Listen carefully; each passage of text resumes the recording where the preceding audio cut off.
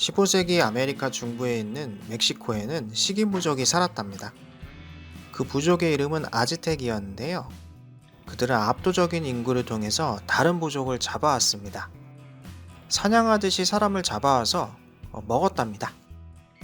실제로 역사 속에 있었던 식인 부족인데요.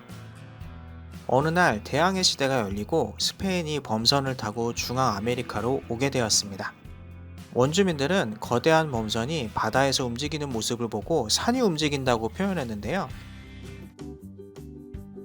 범선에서 내린 정복자들은 아즈텍을 때려잡게 되죠. 그 정복자들의 대장이 에르난 코르테스였습니다.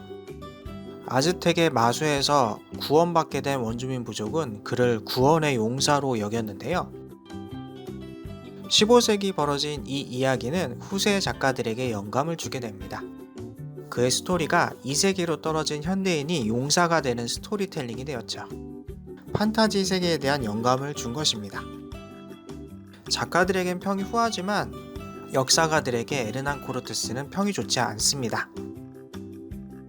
그가 다수의 원주민을 학살한 것이 사실이기 때문인데요. 이번 역사완평 에피소드의 주인공은 에르난 코르테스입니다. 그가 어떻게 아즈텍을 처치하게 되었는지, 멕시코 시티는 어떻게 탄생하게 되었는지 알아보자고요.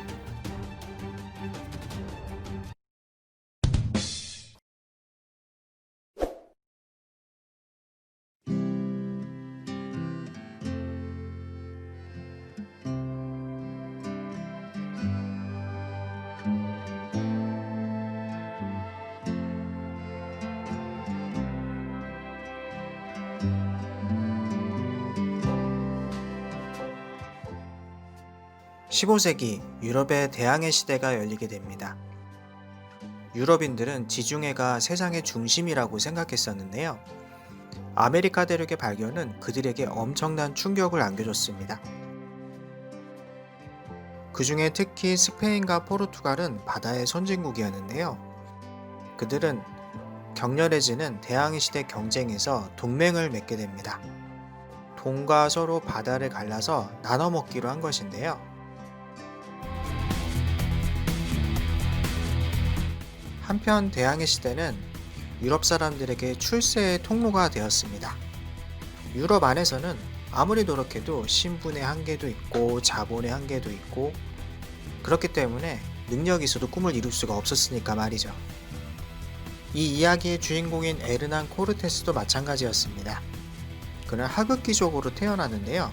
유럽 안에서는 자신이 출세하기 어려운 것을 알게 되었죠. 20살 때 배를 타고 아메리카로 떠나게 됩니다.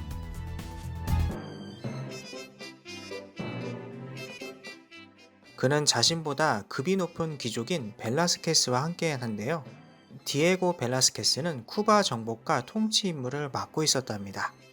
그는 좋은 사람이었지만 말이 많았습니다. 그들은 쿠바 점령을 시작하는데요. 스페인의 쿠바 정복은 원주민들로부터 별 저항을 받지 않아서 쉽게 이뤄지기 시작했답니다. 에르난 코르테스의 꿈은 쿠바에서 시작하게 됩니다.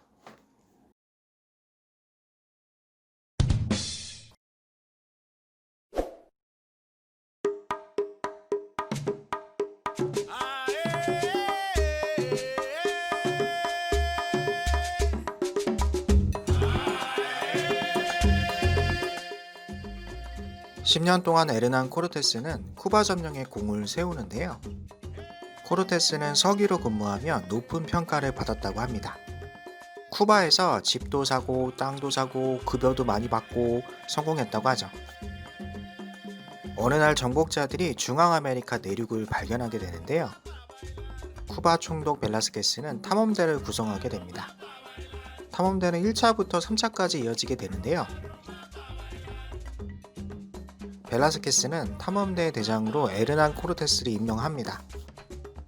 이것은 코르테스가 자신에 대한 충성심이 높다고 판단했기 때문인데요. 사실 코르테스는 야심이 큰 사람이었습니다. 벨라스케스의 요구를 한참 넘어 식민지를 건설할 생각이었죠.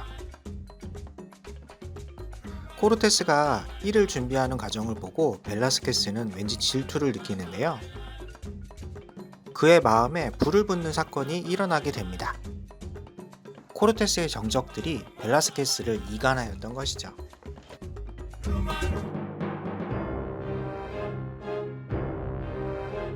이에 벨라스케스는 코르테스의 탐험대장 임명을 취소하는데요. 코르테스는 굉장히 눈치가 빠른 사람이었습니다. 벨라스케스가 출항중지 명령을 내리자마자 바로 그 명령을 무시하고 탐험대를 이끌고 중앙아메리카로 상륙하게 되죠. 이것은 벨라스케스에 대한 명백한 항명이었는데요. 코르테스는 중앙아메리카의 베라크루즈에 도착하게 됩니다. 중앙아메리카 내륙 최초의 식민지인 베라크루즈를 건설하게 됩니다. 한편 쿠바 총독 벨라스케스는 너무나 화가 나는데요. 이것은 코르테스가 자신에 대한 충성심이 높다고 자신은 생각했는데 믿었던 그가 배신을 때려버리니 당황스러웠을 겁니다. 벨라스케스의 분노는 나중에 코르테스에게 위기를 만듭니다.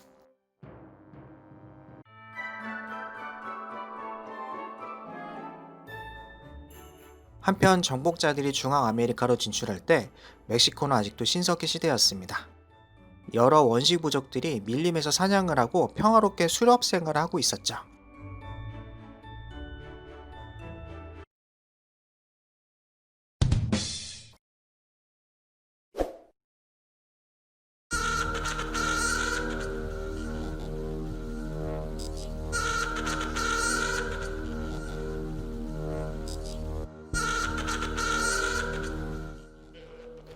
잠시 멕시코 부족 이야기를 해야 하는데요.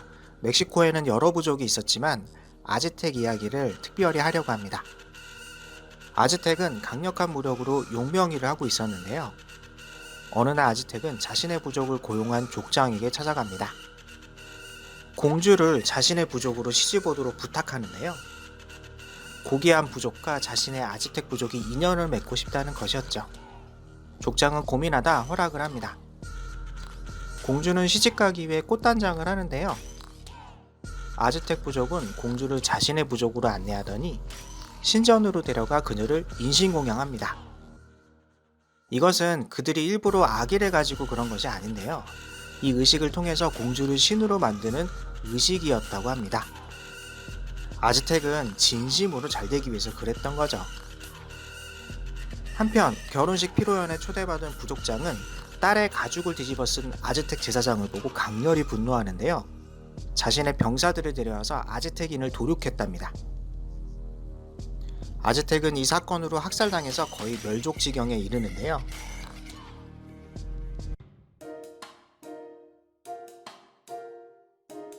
그들이 테스코코 호수라는 큰 호수로 도망가게 됩니다. 테스코코가 얼마나 큰 호수냐면 가운데에 섬이 있는데 도시를 지을 정도로 큰 섬이었답니다. 그들은 테스코코 호수 안에 도시를 짓기 시작합니다. 처음부터 다시 시작하는 건데요. 그들은 비전을 가지고 신전부터 건설을 합니다. 이 도시의 이름이 테노치티칠란입니다. 그들은 놀라운 건축술로 호수 위에 도로를 건설하는데요. 수로를 만들어 도시를 더욱 크게 늘립니다. 특히 친한파라는 수경 재배를 이용하는데요. 역사가들은 아즈텍의 놀라운 건축술을 보고 정말 놀랐답니다. 놀라운 건축술, 수로, 수경 재배를 통해서 아즈텍은 크게 번영하게 되는데요. 아즈텍의 인구가 늘어나자 이것은 곧 군사력이 강해지는 것이었습니다. 고대 시대에는 병장기가 똑같기 때문에 머릿수 많은 쪽이 강하거든요.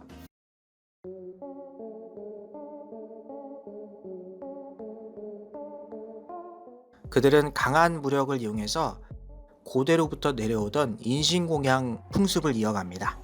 주변 부족은 아즈텍에게 고기를 바치는 정육점 취급을 받는데요. 아즈텍은 알아서 사람을 바치도록 무력 시위를 했습니다. 주변 부족은 정기적으로 아즈텍에게 사람을 바쳤죠.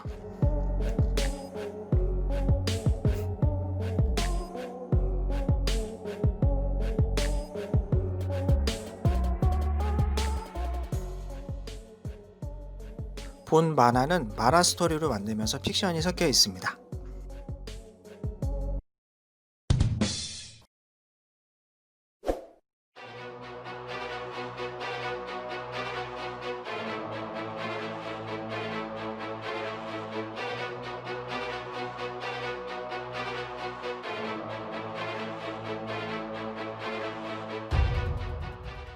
아즈텍 이야기를 조금 더 해야 할 듯 싶은데요.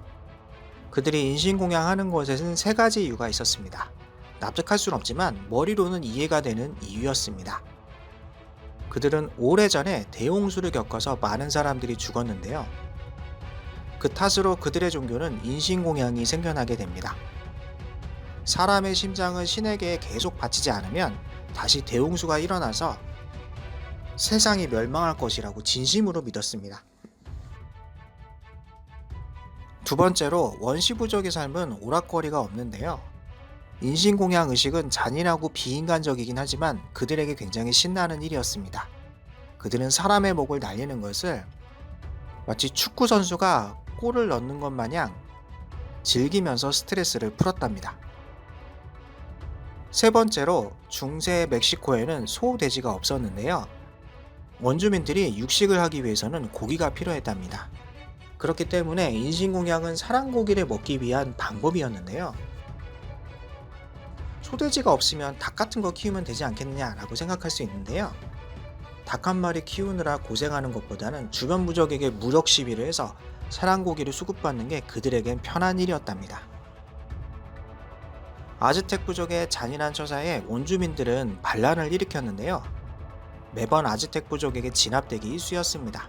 무엇보다 인구 차이도 나고 아즈텍은 오래전부터 용병일을 해서 훌륭한 군사력을 지니고 있었기 때문이죠. 에르난 코르테스가 멕시코로 상륙했을 때 아즈텍의 황제는 몬테수마 2세였습니다. 아즈텍의 황제는 신의 대리인으로 제사장 역할을 하기도 하는데요. 어느 날 몬테수마 2세는 자신의 부족이 망하는 예지몽을 꾸게 됩니다. 그는 두려워하며 자신의 부족이 멸망하지 않도록 기원하는데요. 이것은 현실이 되고 맙니다.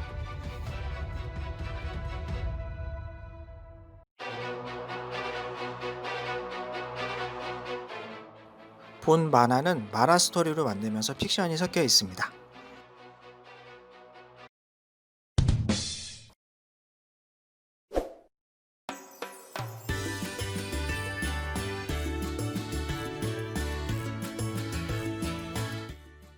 다시 에르난 코르테스 이야기로 돌아가겠습니다. 멕시코만에 에르난 코르테스가 등장하자 원주민들은 매우 놀라게 되는데요. 바다 위에서 산이 움직인다고 원주민들은 표현했습니다. 범선 크기가 30m에서 60m 정도 되니까 산이라고 말해야 될 것 같습니다.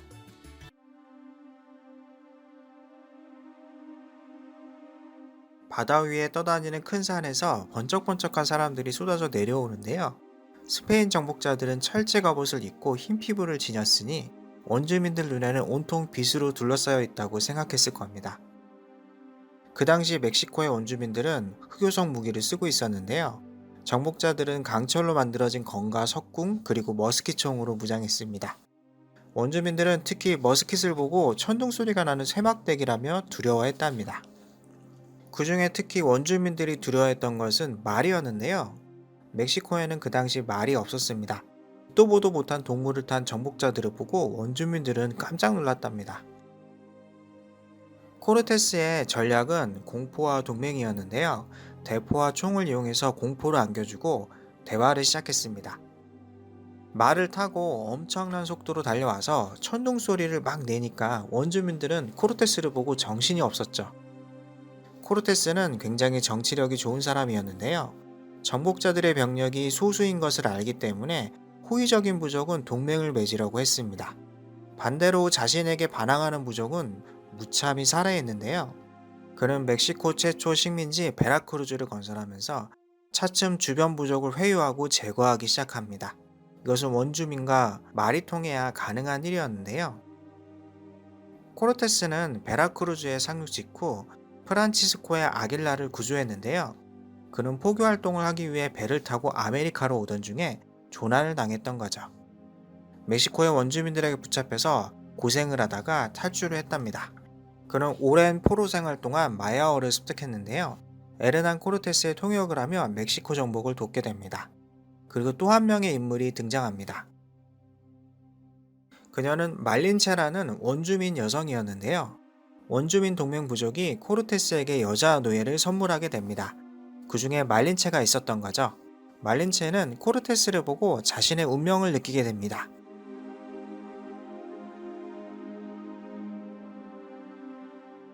만화로 만들면서 픽션이 섞여 있습니다.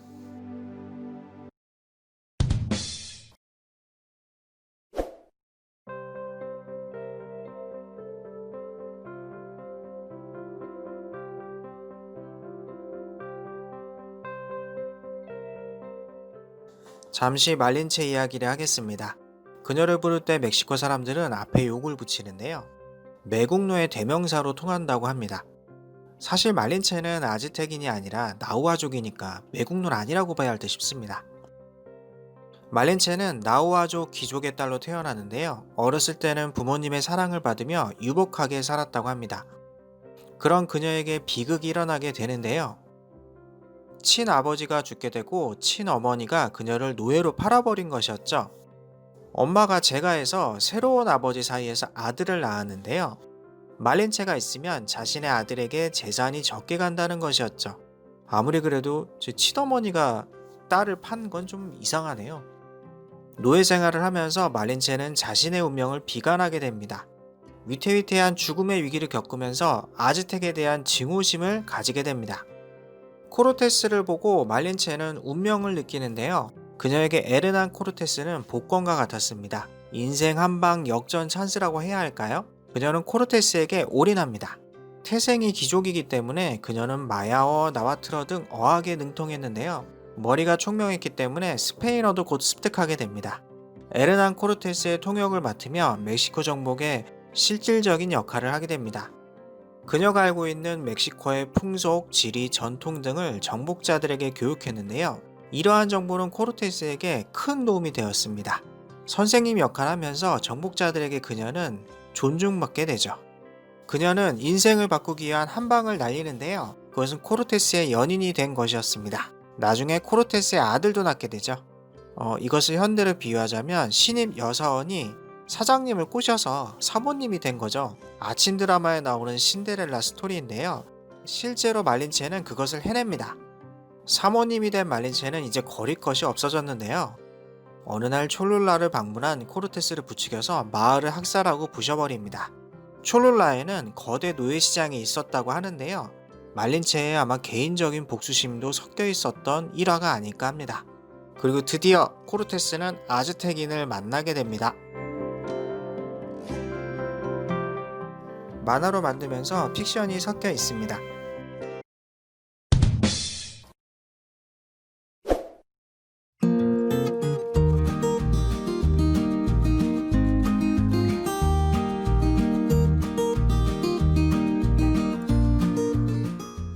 몬테수마 2세 시점으로 잠시 이야기를 해보겠습니다. 아즈텍이 망하는 예지를 보고 몬테수마 2세는 기도를 했는데요. 어느 날 신의 사자가 올 것이라는 계시를 받게 됩니다. 그는 신의 사자가 온다는 계시에 굉장히 기뻐했는데요. 어느 날 코르테스의 소식을 접하게 됩니다. 몬테수마 2세는 기분이 굉장히 들뜹니다. 그는 신의 사자를 영접하기 위한 준비를 합니다. 아즈텍인들을 소집해서 대군을 결성하는데요. 황제의 들뜬 마음이 아즈텍인들에게 전해져서 신이 납니다. 아즈텍의 자랑은 독수리 전사였는데요. 동물 가죽을 뒤집어 쓴 엘리트 전사들이었답니다. 코르테스는 그들을 보고 깜짝 놀라게 됩니다. 아즈텍의 수도인 테노치티틀란의 인구가 15에서 30만이었다고 하는데요. 어마어마한 대군을 이끌고 몬테수마 2세가 코르테스 앞에 나타나게 됩니다. 코르테스는 두려움을 느끼고 덜덜 떨리게 됩니다.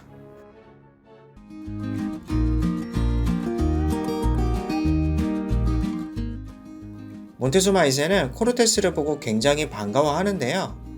코르테스를 신의 사자라고 부르면서 졸졸 따라다닙니다.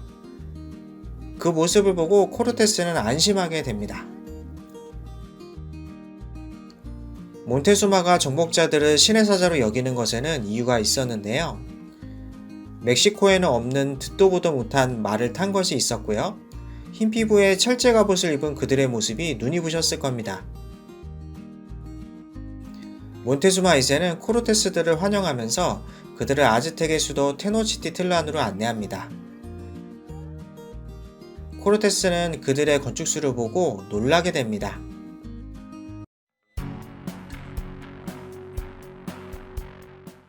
코르테스는 아즈텍 황제의 말에 아즈텍인들이 복종하는 것을 보게 되는데요. 황제를 납치해서 꼭두각시로 만들면 아즈텍이 자신의 것이 될 것이라고 생각했답니다.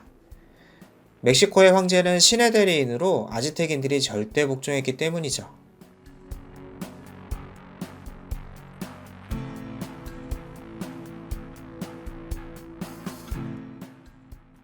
만화로 만들면서 픽션이 섞여 있습니다.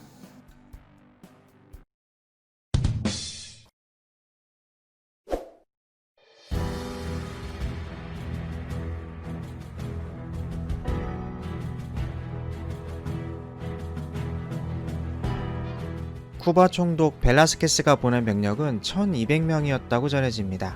무시무시한 병력이었는데요. 벨라스케스는 자신을 배반한 코르테스에게 복수를 벼르고 있었나 봅니다. 코르테스의 병력은 300명에서 400명이라고 전해집니다. 병력 수만으로 한 4배의 병력 차이였습니다. 무기도 비슷하기 때문에 이대로 싸운다면 이길 수가 없는 싸움이었는데요. 코르테스에게는 필승의 병법이 있었습니다. 그것은 바로 황금이었습니다. 코르테스의 말을 듣고 그를 따르던 병사들은 의아했는데요. 황금이 어떻게 병법이 될 수 있는지. 그런데 이 황금이 잘 먹혀서 벨라스케스의 병사들은 회유가 됩니다. 코르테스는 병사들의 마음을 매우 잘 알았는데요.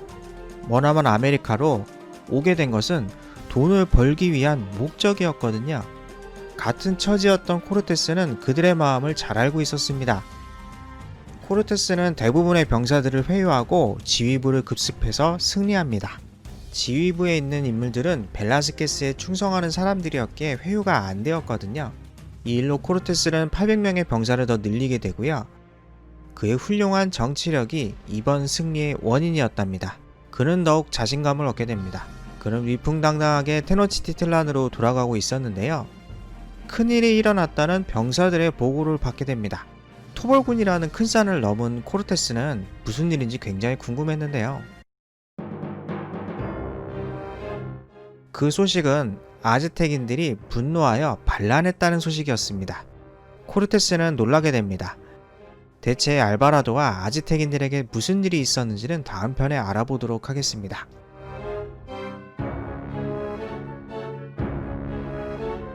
만화로 만들면서 픽션이 섞여 있습니다.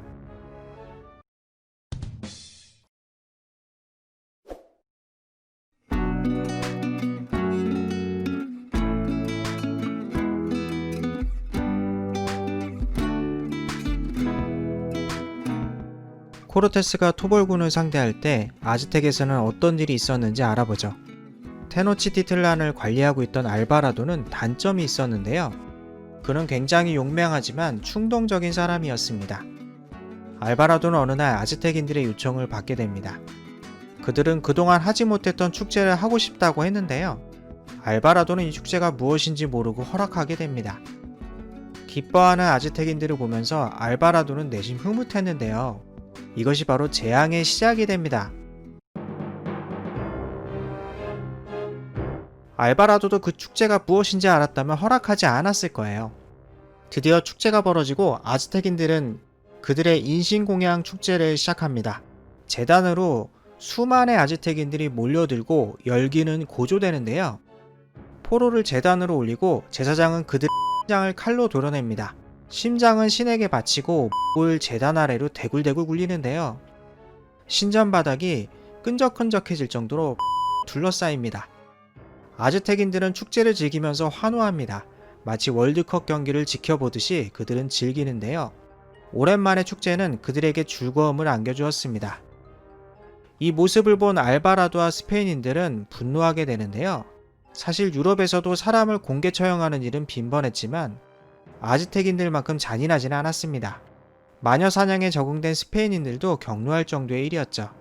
그들은 분노하여 아즈텍인들을 학살하기 시작하는데요.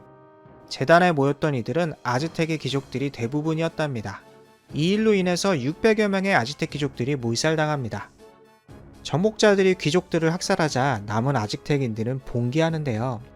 신의 사적을 나발이고 자신들을 죽이는 정복자들을 용서할 수가 없었죠. 이러한 사건이 아즈텍에서 터지고 말았습니다. 코르테스는 아즈텍을 수습하기 위해 돌아오는데요. 스페인인들이 슬픔의 밤이라고 이름 붙인 사건이 벌어집니다. 만화로 만들면서 픽션이 섞여 있습니다.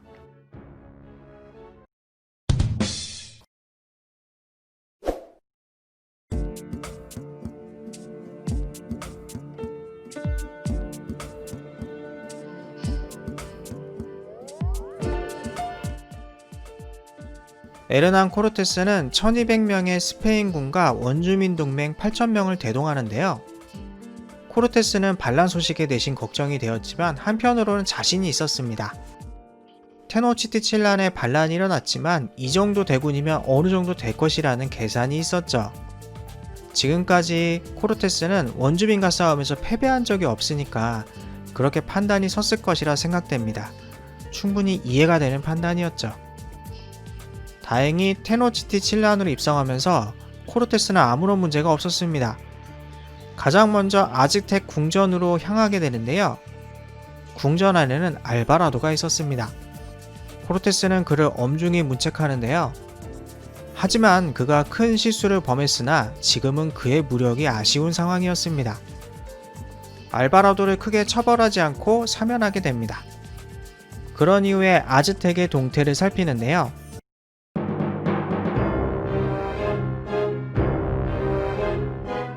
아즈텍인들이 잠잠했던 것은 그들의 전략이었습니다.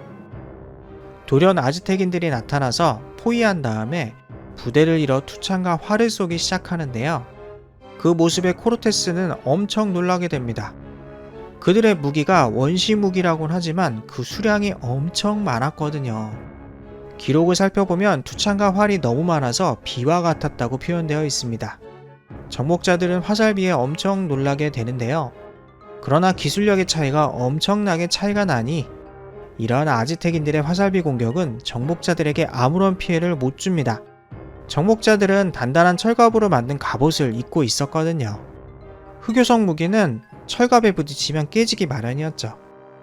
아즈텍인들의 공격은 먹히지 않고 정복자들은 너무나 많은 물량에 밖으로 나갈 수 없고 이러한 대치 상태가 계속되자 전쟁은 지지부진해지게 됩니다.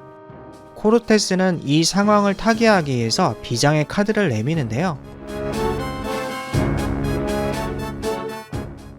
만화로 만들면서 픽션이 섞여 있습니다.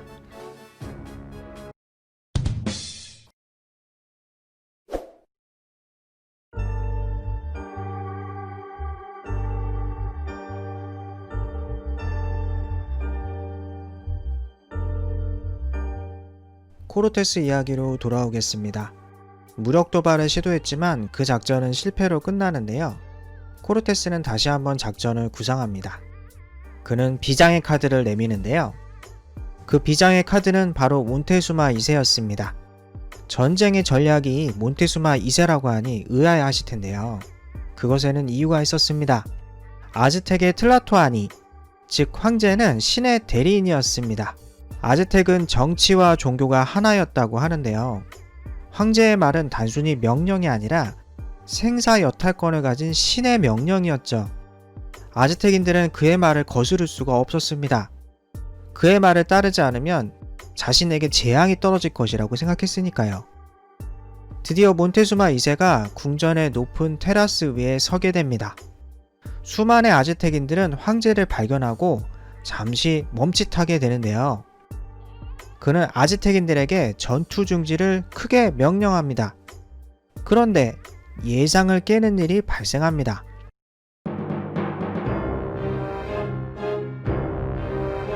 아즈텍인들은 황제를 보자 분노하며 돌세례를 날리기 시작했던 거죠. 황제가 나라를 팔아먹고 정복자들 편에 붙었다고 생각한 것입니다. 이제 몬테수마 2세는 신의 대리인이 아니라 원망의 대상이 되었던 거죠. 수많은 돌들이 몬테수마 2세에게 쏟아지고 황제는 돌에 맞아 치명상을 입고 사망하게 됩니다. 정복자들에게 이리저리 이용만 당하고 결국 몬테수마 2세는 목숨을 잃게 됩니다. 어찌 보면 불쌍한 인생이었죠. 몬테수마 2세가 사망하게 되자 코르테스는 굉장히 난감해집니다. 아즈텍인들은 황제의 말에 절대 복종이라고 생각했었거든요. 그는 예상 밖의 일에 곤란해합니다. 코르테스는 마지막 전략을 구상하는데요. 그것은 바로 야반도주였습니다. 수많은 아즈텍인들을 물리칠 수 없으니 오직 방법은 도망가는 것 뿐이었습니다. 그의 야반도주는 과연 성공할까요? 다음 편에 알아보도록 하겠습니다.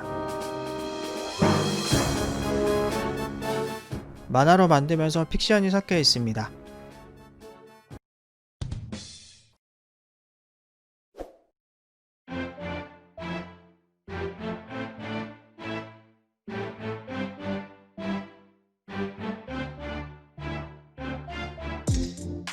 야반도주를 계약하며 코르테스는 황금을 내어놓습니다.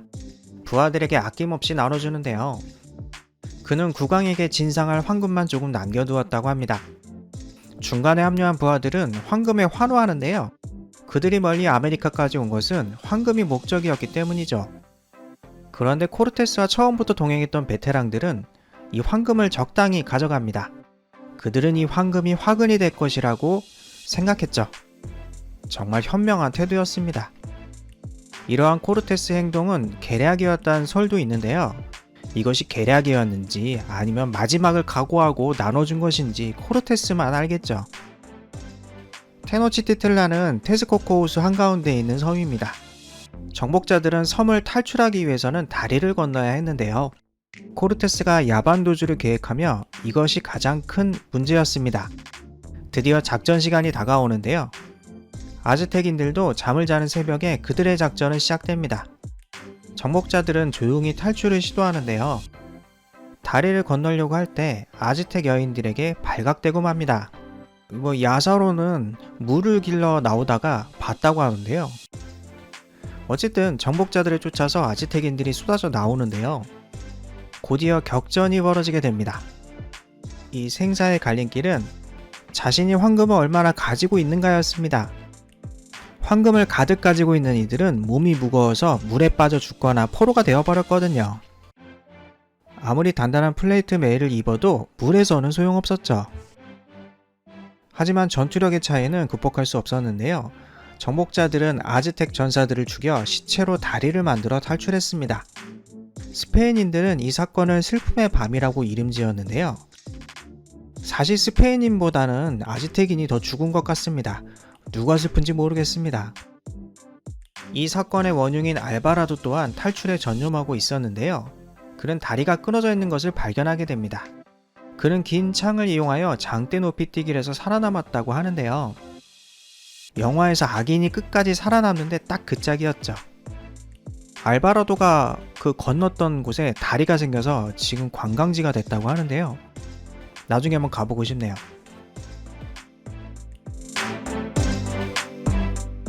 만화로 만들면서 픽션이 섞여 있습니다.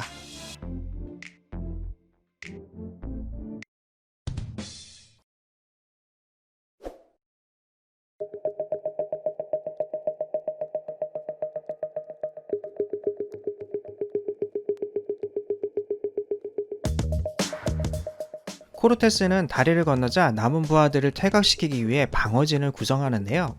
속속 합류하는 정복자들을 타쿠바로 집합하도록 합니다. 그는 다리를 건너오는 아즈텍인들을 막아서는데요. 이때 코르테스의 지휘관으로서의 능력이 발휘됩니다. 그는 20명의 정복자들로 지형을 이용해 아즈텍인을 막아섭니다. 좁은 다리를 이용해서 차례차례 아즈텍인을 처단했던 것이죠. 이것을 보면 코르테스는 정치력뿐만 아니라 병법에도 능했던 것 같아요. 어느 정도 추격자들을 격퇴하니 전투는 소강 상태에 이르게 되는데요. 코르테스는 후퇴를 준비하기 시작합니다.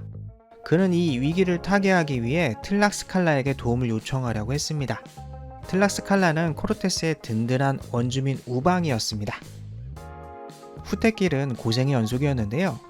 정복자들은 후퇴하면서 아즈텍인들의 게릴라 공격을 당하게 됩니다. 치고 빠지는 원주민들의 공격에 후퇴 속도가 점점 늦어집니다.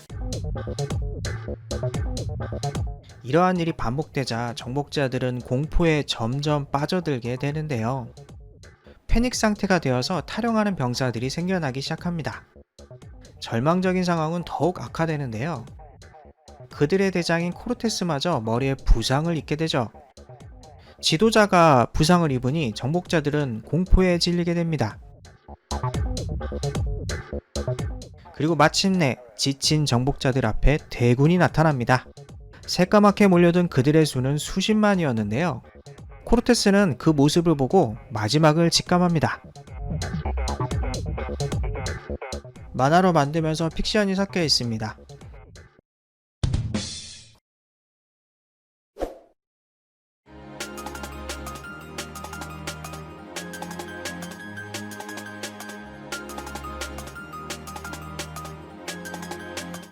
코르테스 앞에 대군이 나타났으나 대응하려 했지만 난감한 일이 있었습니다.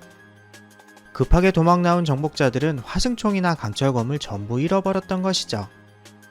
병력의 수도 크게 차이가 나는데 무기조차 없으니 대위기였던 것이죠. 반면 아즈텍인들은 스페인의 무기를 노획하여 사용했는데요. 그들은 흑요석 무기를 쓰다가 스페인의 철제 무기를 사용해보니 문화적 쇼크, 아니 군사적 쇼크를 받습니다. 세상에 이렇게나 잘 되는 강철검은 그들에게 처음이었죠. 그들은 강철검을 신의 무기라고 칭송하는데요. 아즈텍의 신들이 우리를 보호하고 있다고 여기면서 사기가 더욱 오릅니다. 그들은 머스킷총도 노획했지만 제대로 사용할 수 없었죠. 무엇보다 아즈텍인들의 전술은 인해 전술이었습니다. 표현해보면 한 사람을 죽이더라도 그 자리를 금방 메꿔서 죽였던 흔적을 찾을 수 없었다고 말합니다. 정복자들은 죽여도 끝이 없는 그들의 행렬에 지칩니다. 아즈텍의 총사령관 또한 이러한 아즈텍인들의 장점을 10분 활용하는데요. 그는 정복자 한 명을 죽이는데 25,000명이 죽어도 자신들의 승리라고 말합니다. 그러나 그들에게는 치명적인 문제가 있었는데요. 그것은 귀족들이 알바라도에 의해서 학살당해서 몇 명 없다는 것이었죠. 아즈텍의 총사령관인 시우아코트는 본래 전투사령관이 아니라 보급관이었다고 합니다. 지금으로 비유하자면 실전사령관들은 전부 죽고 뒷선에서 보급을 담당하던 사령관이 직접 전투 지휘하는 꼴이었죠. 코르테스는 전투 중 아즈텍 사령관 시우아코트를 발견하게 되는데요. 집중력이 강한 코르테스는 한 번의 기회를 놓치지 않습니다. 그는 단신으로 말을 타고 창을 휘두르면서 아즈텍 총사령관 시우아코트를 돌격합니다. 그리고 단번에 말 타고 달려가서 시우아코트의 목을 베어버리죠. 삼국지 게임에서 보면 일기토가 있는데요. 일기토 같은 일이 현실에서 일어났던 것이죠. 코르테스의 일신의 무력을 보여주는 일화입니다. 총사령관이 죽게 되자 아즈텍인들은 후퇴하며 도망가게 되는데요. 이것은 대장이 죽으면 후퇴하는 그들의 전투 전통이 있었던 탓도 있지만 가장 큰 이유는 알바라도가 귀족들을 모두 죽인 덕이었습니다. 코르테스는 운이 좋았다며 식은땀을 흘리는데요. 알바라도는 자신의 덕이라고 말을 합니다. 하여튼 밉상이었죠. 정복자들은 거짓골이 되어 틀락스칼라에 도착합니다. 죽음의 위기를 넘긴 그들의 꼴은 말이 아니었는데요. 틀락스칼라는 코르테스가 죽었다고 생각하고 후회를 도모 중이었습니다. 코르테스의 모습을 보고 깜짝 놀라며 반가워합니다. 만화로 만들면서 픽션이 섞여 있습니다.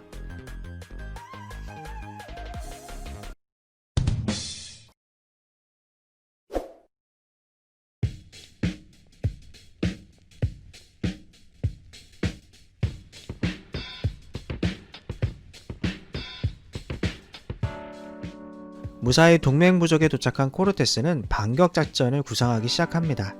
그의 훌륭한 정치 능력으로 그의 편을 드는 동맹부족이 꽤 있었습니다. 그는 더욱 동맹부족을 늘리기 위한 계략을 시행하는데요. 주변 원주민 부족을 더욱 회유하기 시작합니다. 그들의 주장은 간단했습니다. 아즈텍인이 너희들을 정육점 취급하는데 이대로 살 것이냐? 나와 손을 잡고 아즈텍을 때려 부수지 않겠니? 라는 것이었죠. 아즈텍의 악명이 너무나 멕시코에 자자했기 때문에 이것은 제대로 먹힙니다. 수많은 원주민들은 아즈텍을 무찌르기 위해 단합하는데요. 평소 아즈텍의 폭정이 얼마나 심했는지 알 수 있는 대목이었죠. 정말 평소에 주변 사람들한테 잘해야겠습니다. 이번에는 반대의 상황이 펼쳐지는데요. 원주민 동맹군과 정복자들은 아즈텍을 물량전으로 포위하게 됩니다. 아즈텍인들은 테노치티틀란에 갇혀서 농성하는 상태가 되어버리는데요. 코르테스는 도시의 수로를 끊어버리고 도로를 막아서 고립시켰다고 합니다. 그런데 아즈텍인들에게 다른 문제가 또 생기는데요. 그것은 바로 천연두 바이러스였습니다. 밀집되어 있는 상태에서 전염병마저 퍼지니 아즈텍인들은 도저히 손을 쓸 수 없는 상태가 되어버립니다. 멕시코에는 없던 천연두였는데요. 스페인 정복자들에 따라서 천연두 바이러스도 배를 타고 멕시코 땅까지 온 것이었죠. 이 바이러스는 아즈텍인과 원주민들에게 전염되어 죽음을 불러왔는데요. 수많은 원주민들이 천연두로 죽었다고 전해집니다. 천연두는 피부에 수포가 일어나면서 죽어가는 병이었는데요. 치사율이 30%에서 70%였다고 전해지죠. 이러한 천연두는 인류가 너무나 위험해서 박멸한 바이러스 중에 하나입니다. 유럽인들도 오래전부터 천연두에 호되게 당해왔는데요. 오랜 기간 천연두에게 괴롭힘을 당하니 유럽인들은 자연 면역을 획득한 상태였습니다. 이러한 천연두와 코르테스 동맹군들의 포위 전술, 그리고 히트앤런 전술은 아즈텍인들의 멸망을 부릅니다. 드디어 코르테스는 아즈텍인들을 멸망시키고 도시로 들어서게 됩니다. 원주민들은 아즈텍인들에게 처절한 복수를 시작하는데요. 만화로 만들면서 픽션이 섞여 있습니다.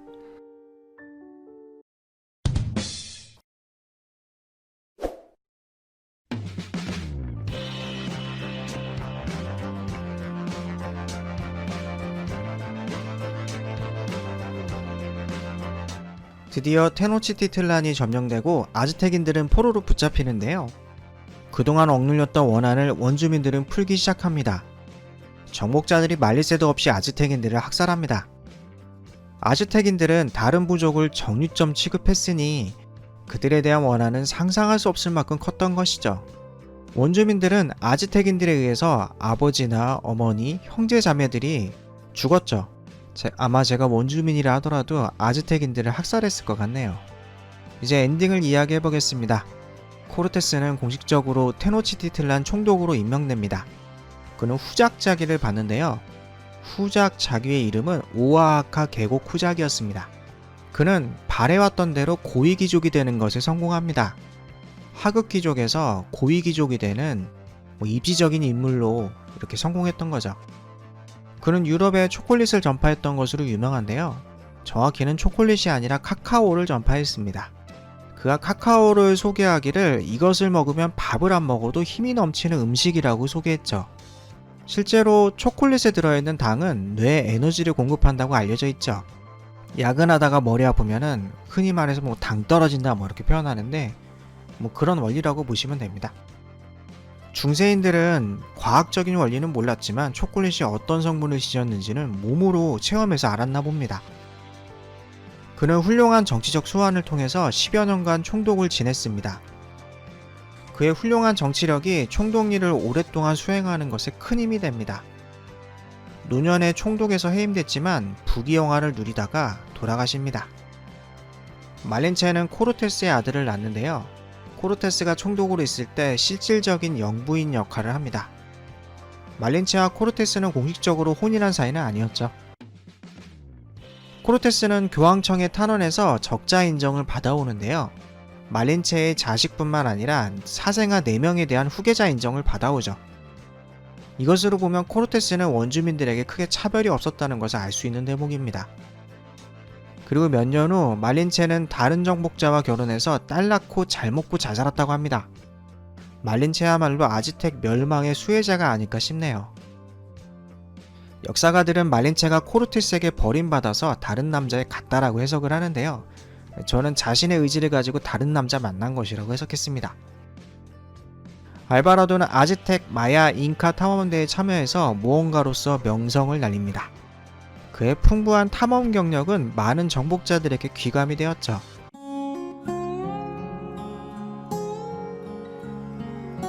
그리고 500년이 지나고 2019년 11월 8일 몬테수마 후손과 코르테스의 후손은 화해를 하게 됩니다. 부디 저승에서도 화해하시기를 바랍니다. 에르난 코르테스 에피소드를 마칩니다. 감사합니다. 만화로 만들면서 픽션이 섞여 있습니다. 제 이야기가 재밌었다면 좋아요, 구독 부탁드립니다.